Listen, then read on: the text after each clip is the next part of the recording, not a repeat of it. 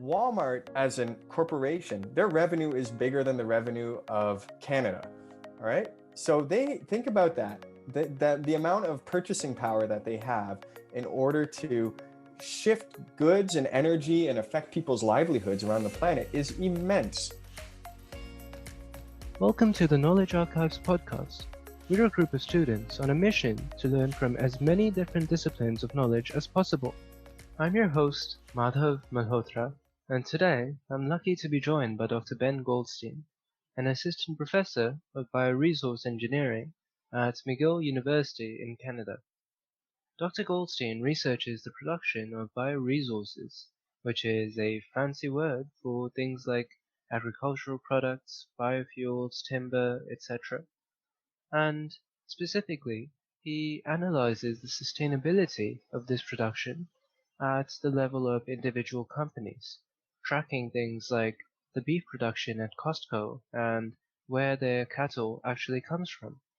So thank you for joining me today. I really appreciate you taking the time, and I'm very excited to actually dive into this because it feels to me like, especially when it comes to almost exposing the big corporations or how they are treating the environment, it often feels like you just have either, very vague nonprofits or just too much technical stuff to understand. So I'm very glad to actually take the time today and dive into a little bit of the details on how to make this more effective, make this process more efficient. But to start off with, I'd just love to hear about a little bit of your story, where you're at today, and how you ended up doing this work. Sure. Yeah, my name is Benjamin Goldstein. I am an assistant professor at McGill University of Bioresource engineering. So, what I focus on right now actually is the interconnections between cities and elsewhere. So, how do our urban lifestyles get supported by farms and fisheries and mines and forests halfway across the world that we never see, but somehow our choices still affect the environments at those locations? And so, the way that we are connected to those places as mainly urban citizens in an urban society is through supply chains. So that's why I'm interested in supply chains. I think they're a really important component of the global economy. And so that's why I'm focusing on this work. And that's why it's one of my main research thrusts. How I got here is by doing a lot of engineering degrees. I started in chemical engineering but was more interested in cities and sustainability. So I went over to Denmark and actually studied environmental engineering in Copenhagen, because I figure if you want to know about urban sustainability, Copenhagen's a good spot to go to see it in action. And then I continued on doing a PhD in management engineering. And that's when I really started digging into supply chains, mainly related to food and their environmental impacts. And then so this work of trying to make supply chains transparent and understand their environmental impacts really grew out of that. hmm Regarding that idea, why is it important, first of all, to have information on the specific supply chains of individual companies and their sustainability impacts? And if you could give any examples, which kinds of stakeholders might be interested in this information? Sure. I think, like I said, supply chains are the architecture that's underneath our global economy, right? So we don't get what we need without these supply chains. We don't live in a local world anymore. We should care, obviously, and I think COVID-19 has really made it obvious why supply chains are important when you see that there were shortages in supermarkets for certain goods that people wanted, and not just because of impulse buying or something, but because, for instance, meat plants were shutting down because people were getting COVID. So you saw that there were these pinch points in the global supply chains for agricultural products. I think even more obvious right now is everyone's concerned about where vaccines are coming from. I mean, and so where are those supply chains, right? I mean, this is the direct offshoot of the fact that our supply chains for vaccines are international, because Canada shut down domestic production of vaccines at some point. But you can see that supply chains, even though they feel very abstract most of the time, when they don't work, suddenly they become very important, and it becomes crucial to understand why. Now, from a more of an environmental perspective, I think it's important to understand the supply chains of specific corporations, because these corporations in and of themselves are nearly as big as entire economies of countries, right? Walmart, as a corporation, their revenue is bigger than the revenue of Canada. All right. So they think about that, the amount of purchasing power that they have in order to shift goods and energy and affect people's livelihoods around the planet is immense. I remember Nestle, I read a report on their sustainability. They estimate at least 20 million farmers around the world when they make decisions, right? They affect their livelihoods. And so what these companies decide to do has ramifications for our environment and for the health of people on the planet.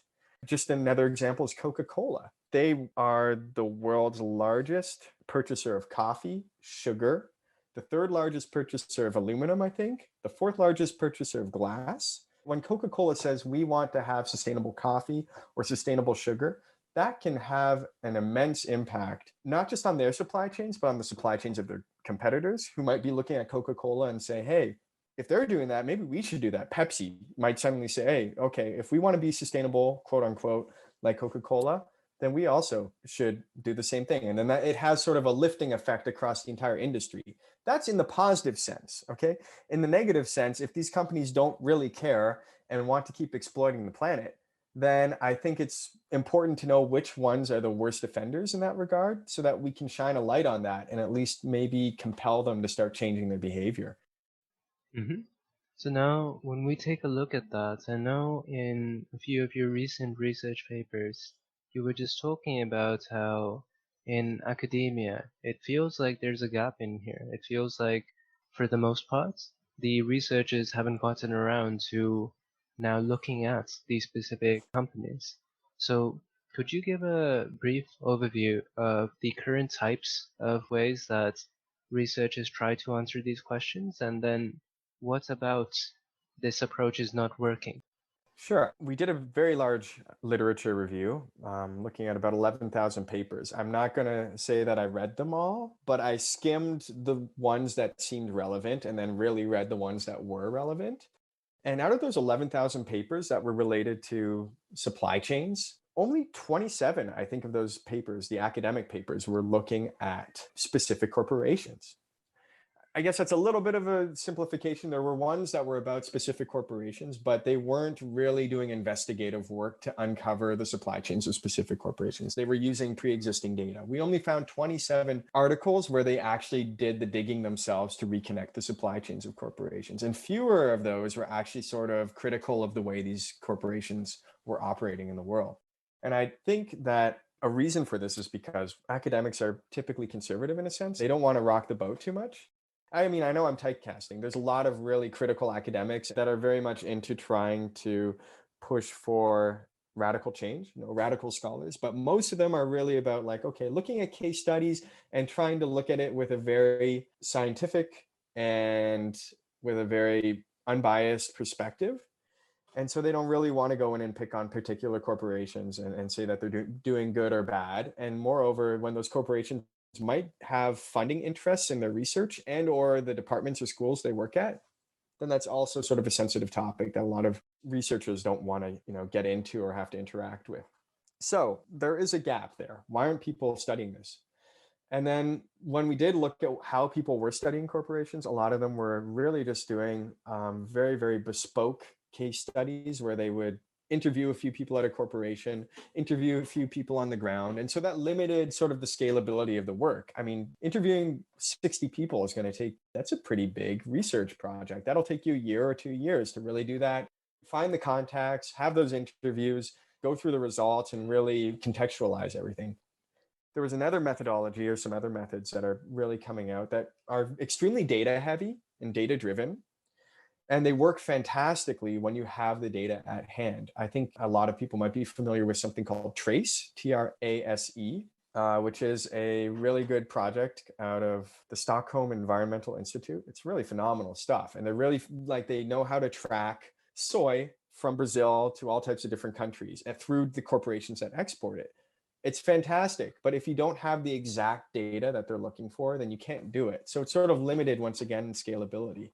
but they've done some phenomenal work, not to put that down. It's really an awesome, awesome piece of work. And I suggest everyone go and check it out, their website. But that's another thing. So you have these sort of really, really fine tuned case studies where you interview people. And then you have these other like very data driven methods that require the perfect mix of data. And then there was nothing sort of in between. And that's where the method that we developed, which is called tracking corporations across space and time, TrackCast. That's where that came from. We wanted to sort of find a way that was a little more flexible, but still use a healthy amount of data and was transferable to different industries and different case studies without you having to perform 60 interviews, for instance, or needing to have the perfect data.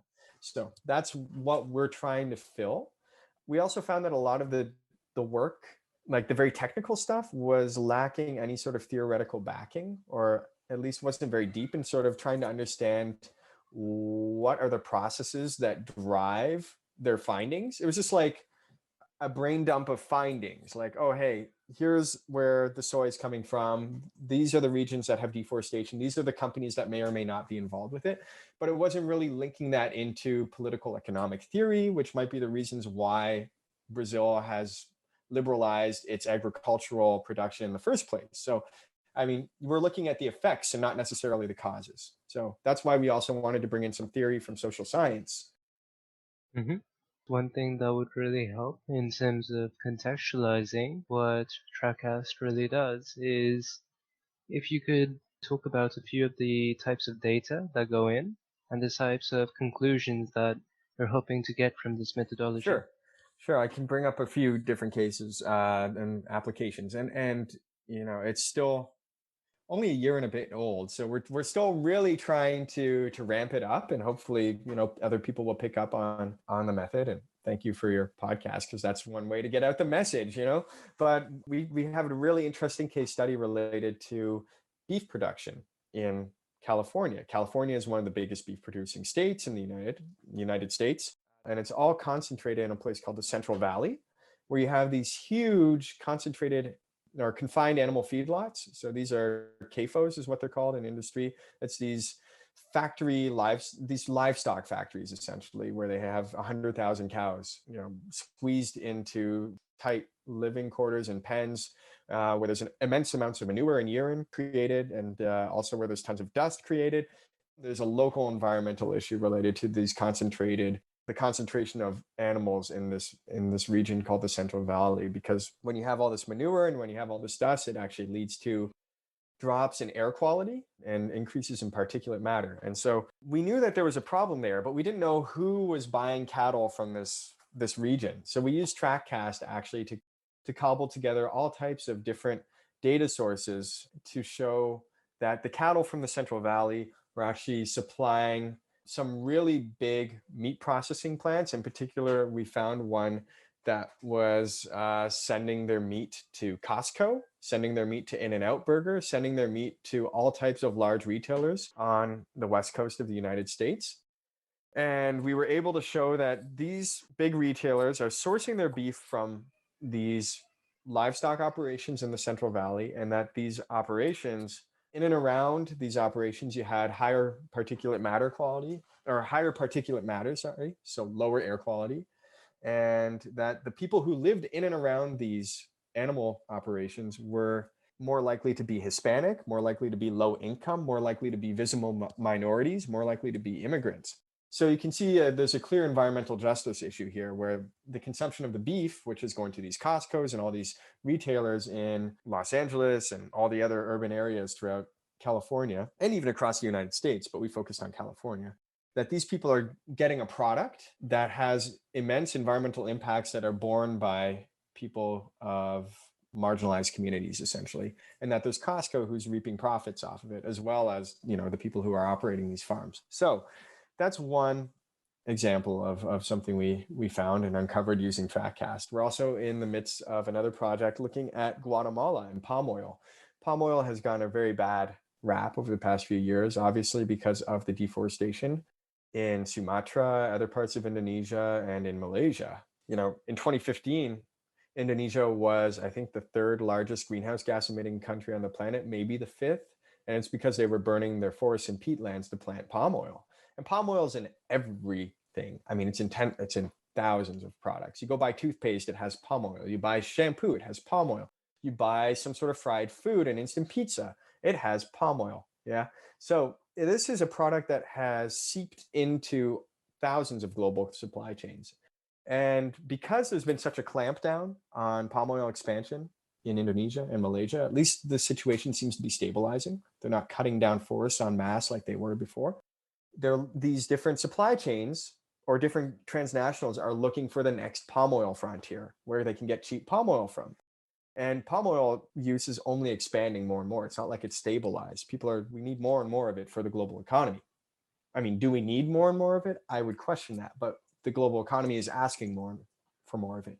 Guatemala is projected to be the third largest palm oil producer in the world after Malaysia and Indonesia by the end of the decade.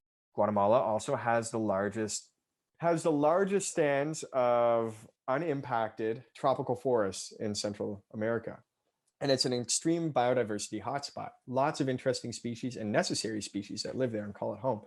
We are using TrackCast to actually track where that palm oil is coming from, how it gets into Oreo cookies, and how those Oreo cookies get shipped from Mexico into the United States, for instance. And then we're trying to see if those plantations that are supplying to these corporations and transnationals are actually operating in a sustainable manner from a forest use management perspective. So that's something else we're looking at. And I could go on. There's other examples. For instance, all right, I'll give you one more because Super Bowl just happened and everyone eats guacamole during Super Bowl. We actually did a study looking at the supply chains that pull avocados from Michoacan, which is the only Mexican state that's allowed to export avocados to the United States. So all of the avocado production that goes to the United States comes from Michoacan. Avocado consumption in the US has tripled in the past 10 years or 15 years, right? And it's only growing again. And so this has led to degradation of the land, also lots of problems in terms of organized crime. And so we were able to link avocados coming from this region to Walmart, to Kroger, to Whole Foods, to all of these companies that, are interested in projecting sort of a sustainability image, but at the same time are sourcing avocados from this problematic region. And so, our thoughts were then, okay, what can we do and what's the next steps? So we, at least in the article that we wrote, we suggested the use of a multi-stakeholder initiative that would be some sort of labeling scheme that worked with these transnational corporations and got them to use their power to try and influence the people that are producing the avocados. But also these companies admittedly are a little handcuffed in terms of what they can actually do because it is mainly the avocado exporting body from Mexico that has control over where the avocados come from and knows who's farming and knows who might be acting responsibly. I can't always say that we need to point at these transnational corporations because they're also limited in their knowledge. Even they need to know where their goods are coming from. And often they don't know, which is sort of scary that a company like Walmart or Nike, well, Nike has a pretty good feel, but Walmart, if they go 2 tiers up the supply chain, they know who they're buying from, but they don't know who the people they're buying from are buying from. H&M, for instance, is another company that's been caught flat-footed more than one time because they really don't know necessarily where they're buying from. Those are just some examples of what we've been using TrackCast for. Mm-hmm. Yeah, I think that's very valuable. And it finally brings me to the last part of the podcast where, we now have a better model and I'll link to your research paper so people can get some information about the details. But even when we do get this kind of information, who do we share it with? What are the types of actions that we want to get out of this? I'd love to hear your thoughts on that. So once we get that information out there, we tend to try and bring them to NGOs because, like we said, academics tend to be a little bit reticent and conservative. So we tend to go towards, and I think this is changing. I'm seeing more and more what I would call more radical work that's more like activist researcher work, but we still tend to go to the NGOs because they're the ones who have networks in place to try and amplify the findings and really are the people who know how to get the message out and talk to the levers of power. They already have a seat at the table typically if you go to like WWF or the Nature Conservancy or anything. Like these are groups that are very much integrated into the decision-making processes of corporations and environmental law. I don't think that's always the best thing. Sometimes they're also a little bit handcuffed in what they can do because they're trying to play nice as much as possible. And sometimes they perhaps, and I'm not going to name names, but sometimes they perhaps have to abandon some of their core values or some of the important things that they're actually pushing for. So we'll give our findings to local NGOs. I think that's important. It's also important to get this information into the general public so that we can make consumer choices that are sustainable, or at least more sustainable. I don't, and I must stress this, I'm not an advocate that people as individual atomized consumers can change the global environmental collapse. We cannot avert blowing the planet's fuse just by individually making choices that we think are good, by buying organic or something.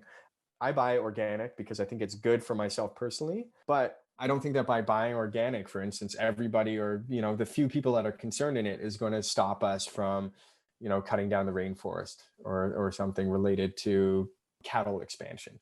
So I think that this is one component of it, is to help people make better choices. Another component is to show perhaps that the inherent difficulties of having sustainable production of certain types of goods, or the inherent difficulties of having an economy that respects the limits of the planet when the economy is predicated on infinite growth.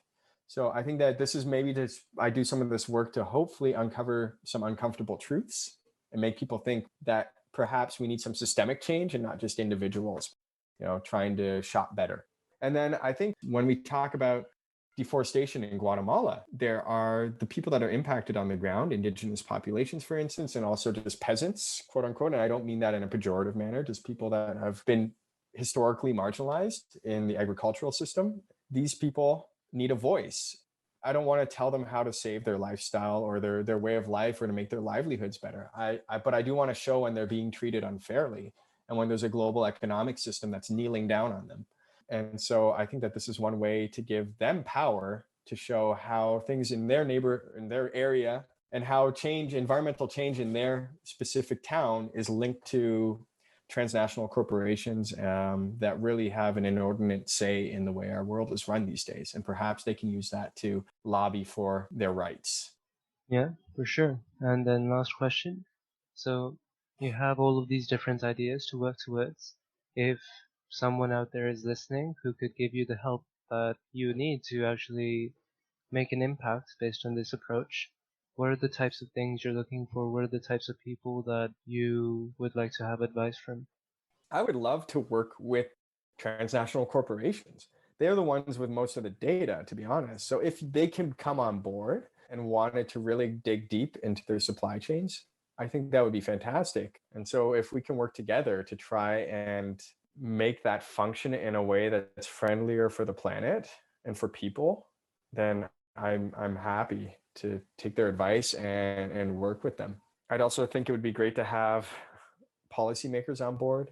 I think that we can't just leave environmental governance in the hands of large corporations. I think that we need democratically elected governments to help steer the environment and make decisions around the environment with sovereignty without having, for instance, large corporations sue them at global trade bodies because they're negatively impacting some business's bottom line. I think that's inherently unfair and undemocratic, and sort of a corporate authoritarianism in a sense. So I think that I'd like to see and talk to more decision makers who are interested in trying to enforce environmental law transnationally. For instance, in the US, they have something called the Lacey Act, which makes it illegal for US companies to import goods in contravention of environmental laws in other countries.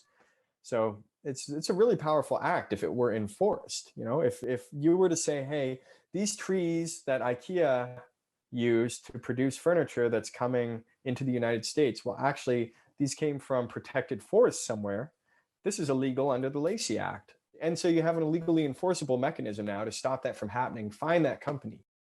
Well, it's great to at least have your story recorded here, and I really appreciate you taking the time to give us this overview. I'll be trying to see where I can link off to more details so that if people are interested, if they are curious, they can learn more. And I really hope that this work continues, that we do get this change in the academic culture. Absolutely. Thanks a lot for taking an interest in the work again, and great job trying to spread the word about environmentalism and sustainability